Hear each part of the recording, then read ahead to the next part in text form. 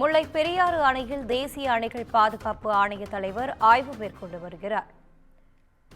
தேசிய அணைகள் பாதுகாப்பு ஆணையத்தின் தலைவர் அனில் ஜெயின் தலைமையில் 7 பேர் கொண்ட கண்காணிப்பு குழுவினர் ஆய்வு மேற்கொண்டு வருகிறனர்.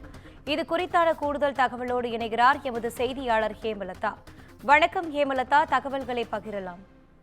வணக்கம் வினிதா. தேனி, மதுரை, திண்டுக்கல், சிவகங்கை, ராமநாதபுரம் உள்ளிட்ட 5 மாவட்டங்களுக்கு முக்கிய நீர் ஆதாரமாக விளங்குவது முல்லை பெரியாறு அணை. இந்த முல்லை பெரியாறு அணையின் பாதுகாப்பு தொடர்பாக பார்த்தீங்கன்னா உச்சநீதிமன்றத்தின் வழிகாட்டின்படி பார்த்தீங்கன்னா தேசிய அணைகள் பாதுகாப்பு ஆணையத்தின் தலைவர் அனில் ஜெயின் தலைமையில் 7 பேர் கொண்ட புதிய கண்காணிப்பு குழு பார்த்தீங்கன்னா மத்திய அரசு கடந்த ஜனவரி மாதம் நியமித்தது. இதைத் தொடர்ந்து பார்த்தீங்கன்னா கடந்த மார்ச் 22ஆம் தேதி இந்த குழுவினர் முல்லை பெரியாறுல முதல் ஆய்வு மேற்கொண்டார். தற்பொழுது பார்த்தீங்கன்னா 2வது முறையாக இன்று முல்லை பெரியாறு அணையில ஆய்வு மேற்கொண்டு வருகிறார். இதற்காக பார்த்தீங்கன்னா கேரள மாநிலம் இடுக்கி மாவட்டத்தில் உள்ள தேக்கடி படகு துறைக்கு வந்த இந்த கண்காணிப்பு குழுவர் அங்கிருந்து படகு மூலமும் தற்பொழுது அணைக்கு சென்று அங்கு பார்வையிட்டு வருகின்றனர், ஆய்வு செய்து வருகின்றனர்.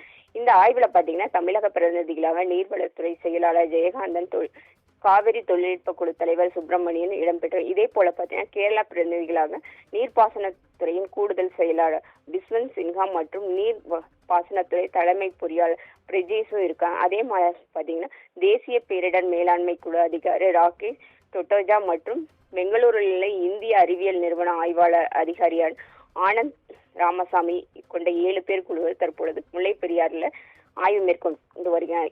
இந்த குழு பார்த்தீங்கன்னா முல்லை பெரியாறு பிரதான அணை, பேபி அணை, ஷட்டர் பகுதி மற்றும் சுரங்க பகுதிகள் ஆய்வு. இவங்க பார்த்தீங்கன்னா நீர் மட்டம் மற்றும் இந்த சூப்பேஜ் வாட்டர் சொல்லிக்கூடிய நீர் கசிவு நீர் உள்ளிட்டவை ஆய்வு செய்கிறாங்க. மேலும் பார்த்தீங்கன்னா இந்த குழு கண்காணிப்பு குழு பார்த்தீங்கன்னா அணை பராமரிப்பு தொடர்பாக அரசுக்கு ஆலோசனை வழங்கும். மேலும் பார்த்தீங்கன்னா இந்த குழு தற்பொழுது முல்லை பெரியாறு ஆய்வு முடித்த பின் மாலை பார்த்தீங்கன்னா மதுரையில இந்த கண்காணிப்பு குழுவின் ஆலோசனை கூட்டம் நடைபெறும். இந்த ஆலோசனை கூட்டத்தின் அறிக்கையை பார்த்தீங்கன்னா உச்சநீதிமன்றத்திற்கு அனுப்பி வைக்கப்படும். தகவல்களுக்கு நன்றி ஹேமலதா.